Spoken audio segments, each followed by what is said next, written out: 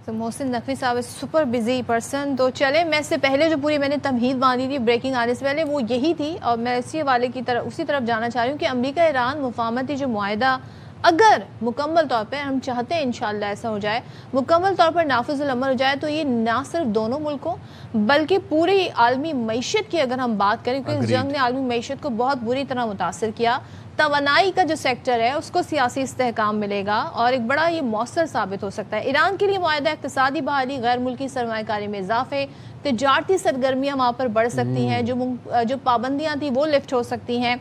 तो मुआहदे के जो इब्तदाई जो असरात हैं, जो समरात हैं, वो हमें एक तरीके से दिखाई दे रहे हैं।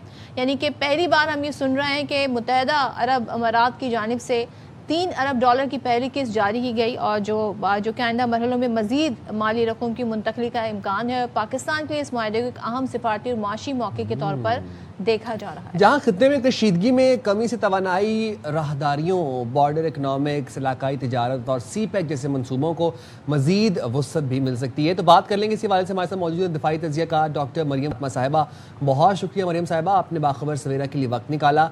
क्या अमेरिका ईरान मुआहदा वाकई आपको लगता है खित्ते की मईशत और सियासत में एक गेम चेंजर के तौर पर साबित हो सकता है? जी, thank you for having me on your TV channel.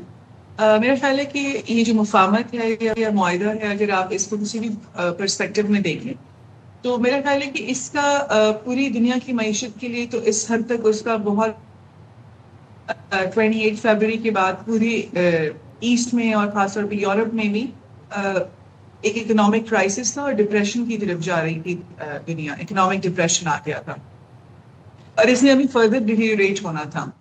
तो एक तरह से अगर ये एग्रीमेंट हो जाता है तो जाहिर है इकोनॉमिक रिसेशन और डिप्रेशन से शायद ये खित्ता बच जाए और दोबारा इकोनॉमीज जो है वो फंक्शन करना स्टार्ट कर दें, क्योंकि स्टेट ऑफ होर्मुज़ के साथ पूरी दुनिया की जो ऑयल सप्लाई थी उसका 20% या 30% मुतासर हो।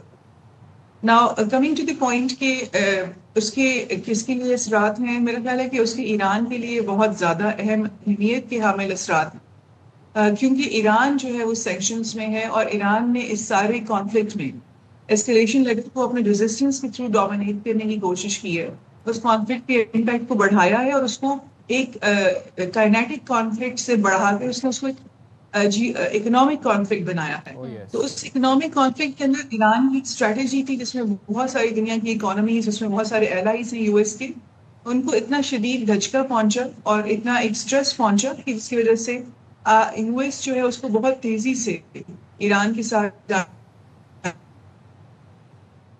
जी you're right मरियम साहब, मैं साथ ही रहेगा। हम थोड़ा सा ज़रा मैं एक चीज़ और इसमें इंक्लूड करना चाहती हूँ, वो ये है कि जो वर्ल्ड रिएक्शन इस वक्त आ रहा है, यूएन सेक्रेटरी जनरल ने मुआहदे को तनाज़े के पुरअमन हल की जाने फैसला कुन कदम करार दिया है। साथ ही हम देख रहे हैं चीन ने कहा ताकत का इस्तेमाल किसी मसले का हल नहीं, मुज़ाकरात और सिफारतकारी ही वाहिद रास्ता है।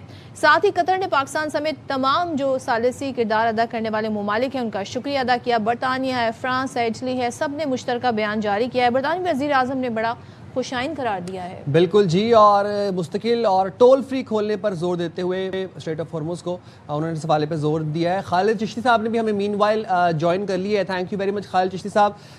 गुफ्तगू हम ये कर रहे थे, मरियम साहिबा से भी ये चाह रहे थे कि आफ्टर दिस मुआहदा ये जो भी होने जा रहा है फ्राइडे को, कौन सी ऐसी नई अपॉर्चुनिटीज़ हैं पाकिस्तान जो कि इकोनॉमिकली अब एक्सप्लोर कर सकता है, हैविंग नोइंग द फैक्ट कि पाकिस्तान के पास ईरान का एतमाद भी है, ग्लोबल अटेंशन का मरकज़ भी है पाकिस्तान, और अमेरिका की सपोर्ट भी है। जी बहुत शुक्रिया सदफ हुसैन, आपने इनवाइट किया। देखिए पाकिस्तान के लिए तो बहुत ज़्यादा अपॉर्चुनिटीज़ इस तरह हैं कि हम नेबरहुड में हैं जहाँ पे दुनिया का तीसरे नंबर पर ऑयल रिजर्व्स हैं।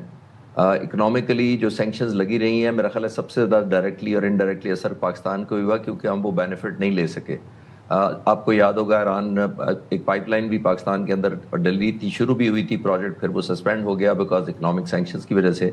तो आई थिंक जितनी हमारी रेलेवेंस है इस वक्त और जितना ग्लोबल पीस में हमने कंट्रीब्यूट किया है, इकोनॉमिक बेनिफिट सबसे ज़्यादा हमें इस तरह मिल सकता है कि हम किसी तरीके से डायरेक्ट ईरान से ऑयल लें, और सिर्फ ऑयल लेने से हमें फ़ायदा नहीं पड़ेगा, हमें जो डिविडेंड्स उसके होंगे इनडायरेक्टली, आपकी बिजली सस्ती होगी, प्रोडक्शन सस्ती होगी, इंडस्ट्रियलाइजेशन ज़्यादा हो जाएगी, हम ज़्यादा कॉम्पिटिटिव हो जाएंगे ग्लोबली, स्पेशली जो इंडिया की मार्केट है यूरोप में और अमेरिका में ٹیکسٹائل انڈسٹری ہے یعنی ایکسپورٹڈ جو گارمنٹس اور دوسری چیزیں, تو بہت ساری چیزیں ہم انڈائریکٹلی بینیفٹس لیں گے جب ہمیں ریلیٹیولی بجلی سستی بنانے کی صلاحیت ہماری ہو جائے گی. تو آئی تھنک ادروائز جو ہم نے ایک ریلیونس گین کیا ہے گلوبلی, وہ ایک امیج جو تھا, آپ کو یاد ہوگا کہ پچھلے سال جون میں جب ہندوستان نے ہم پر حملہ کیا تھا تو اس نے یہی انڈر اسٹیمیٹ کیا تھا کہ ہم آئسولیٹڈ ہیں گلوبلی, تو آبویسلی دنیا کو اگر وہ حملہ کر دیں گے تو شاید رسپانس نہیں ہوگا. ہمارا رسپانس بھی تھا, پھر اس کے بعد دنیا نے دیکھا کہ ہم اس وقت ہم ہوئے تھے ریجنل ایک پلیئر کے طور پر, کم بیک کیا ہم نے, لیکن اس کے بعد آنے والے وقتوں میں الحمدللہ جس طرح ہم نے کنٹریبیوٹ کیا ہے اس جنگ کو رکوانے میں اور پھر پیس ایگریمنٹ کی طرف جانے میں, تو ہم ایک گلوبل ریلیونس پائی ہے ایز اے اسٹیبلائزنگ پلیئر. تو آنے والے وقتوں میں مجھے لگتا ہے کہ ہم زیادہ ریلیونٹ ہوں گے, بہتر انفلوئنس ہوگا, اینڈ اس کے جو بائی پروڈکٹس ہیں اب پیس اور امن کے اس ایریا میں وہ ضرور پہنچیں گے پاکستان. خالد چشتی صاحب, وائی بائی پروڈکٹ؟ یہاں پر ہم دیکھ رہے ہیں جتنی بھی ڈیولپڈ کنٹریز ہیں, بڑے بڑے جو ممالک سمجھے جاتے ہیں, وہ بڑے غیر معمولی طور پر اس جنگ بندی کے حوالے سے, امن معاہدے کے حوالے سے اتفاق کرتے ہوئے نظر آ رہے ہیں. یہ اس بات کی طرف اشارہ ہے کہ دنیا نہیں چاہتی کہ ہم جنگ کی طرف جائیں, جنگ کی متحمل نہیں نظر آ رہی دنیا. تو کیا خیال ہے کہ ہمیں اب ایک اور فرنٹ پہ اپنی تمام تر صلاحیتیں جو ہیں ان کو منوانا چاہیے, وہ ہے اکنامک فرنٹ. ایک ایسا ہمیں پلان پیش کرنا چاہیے تمام کنٹریز کو انگیج کر کے, جس سے یہ جو ہٹ ہوئی ہے معیشت, اس کو تھوڑا بوسٹ ملے. جی آپ بالکل ٹھیک کہہ رہی ہیں. یہ بیسیکلی جو ڈاکٹر عائشہ بھی کہہ رہی تھی, یہ تو جنگ بیسیکلی ہوئی تھی between one super power and obviously backed by اسرائیل اور ایران کے درمیان. عام طور پر جو جنگیں ہوتی ہیں جیسے یوکرین رشیا کی ہو رہی ہے, 5 سال سے ہو رہی ہے, دنیا نے اس طرح افیکٹ نہیں محسوس کیے, نہ اس کے جو سائیڈ افیکٹس ہوئے ہیں, نہ انڈائریکٹلی بہت زیادہ کوئی پرائس عام آدمی نے پے کیے گلوبلی. یہ وہ واحد جنگ تھی جس میں 8 بلین لوگ جو اس گلوب میں رہتے ہیں ڈائریکٹلی اور انڈائریکٹلی افیکٹ ہوئے تھے, کیونکہ امریکہ نے صرف جنگ چھیڑی. اس کے بعد اسٹریٹ آف ہارموز کو آپ نے دیکھا ہوگا, امریکہ نے تو ملٹرائز کیا, لیکن ایران نے پھر اس کو فائنینشلائز بھی کر دیا. اس نے کہا کہ اس میں سے مجھے پیسے بھی لینے ہیں اور آئندہ کے لیے ایک سیٹ اپ بھی سیٹ کرنا ہے. اب آنے والے وقتوں میں دیکھنا یہ ہوگا کہ دنیا میں یہ ریئلزم آئے کہ کچھ جنگیں ایسی ہوتی ہیں جو گلوبل امپلیکیشنز بھی ہوتی ہیں اور عام آدمی کو ڈے ٹو ڈے بزنس کو اور ہر چیز کو افیکٹ کرتی ہیں جو آپ کی ڈیلی لائف ہے. تو آئی تھنک اس خطے کی ہم نے ایک نیو ریئلزم آیا ہے کہ ہم اس خطے میں خاص طور پر اگر اسٹیبلائزیشن نہیں ہوگی تو اکانومی گلوبلی بھی بہت افیکٹ ہوگی, اور ظاہر ہے جیسے میں نے عرض کیا کہ 8 بلین لوگ افیکٹ ہوں گے دنیا کے. رائٹ. مریم صاحبہ, اس سے پہلے بھی ہم بات کر رہے تھے یو اے کے حوالے سے. یو اے نے $3 ارب دے دیے, اس کے بعد مزید $809 ارب جاری کرنے کا بھی کہا ہے. تو آپ کو لگتا ہے اس سے ایران کی معیشت پر فوری طور پر کیا اثرات پڑ سکتے ہیں؟ جی بہت شکریہ.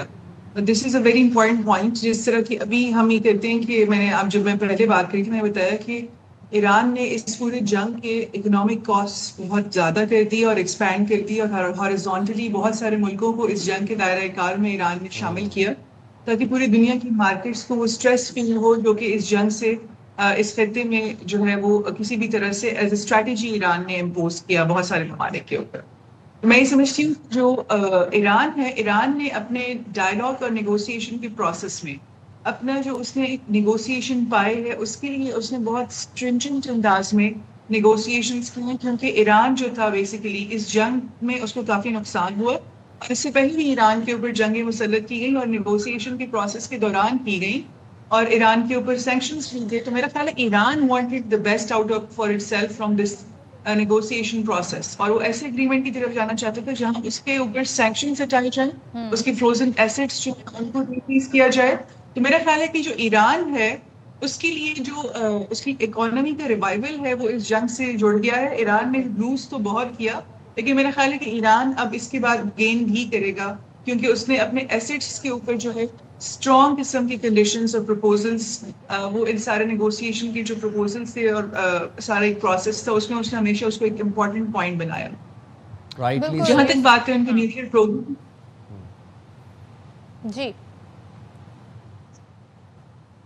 جہاں تک بات ہے ان کے نیوکلیئر پروگرام کی, اس کے اوپر ابھی تک ظاہر ہے کانفیڈینشیلٹی ہے. پروپوزلس ڈفرینٹ انداز میں جو ہے وہ بیک اینڈ فورتھ گئے ہیں, کچھ یو ایس کی طرف سے ہیں, کچھ ایران کی طرف سے. We have yet to see how these two countries have been agreeing on the issue of nuclear fissile material, یا اگر اس کو رول بیک کرنا ہے یا اس کو چلانا ہے یا اگر کس حد تک انرچمنٹ کرنی ہے, اس کے اوپر اگر ان کا کوئی اگریمنٹ ہوا ہے تو وہ ہمارے سامنے آئے گا. لیکن so far Pakistan as a credible mediator یا فیسیلیٹیٹر میں زیادہ کہوں گی کیونکہ اس کو اسکالرلی پرسپیکٹو میں اس کو فیسیلیٹیٹر کا رول دیں گے. پاکستان میں بہت کانفیڈینشیلٹی انشور کی ہوئی ہے اس پورے پروسیس میں. تو وی ہیو یٹ ٹو سی کہ کس طرح جو ہے دونوں پارٹیز آپس میں اپروچ کریں. ٹھیک ہے. Thank you so much doctor Maryam, thank you so much. Khalid Chishti sahib ہمارے ساتھ تھے اور بہت کچھ اس سے گین کیا جا سکتا ہے. پاکستان اس سچویشن کو بڑے اچھے سے کیپٹلائز کر سکتا ہے. بالکل جی. یہاں پر وقت چھوٹی سی بریک کا حاضر ہوں گے, بریک کے بعد اسٹے دے with us.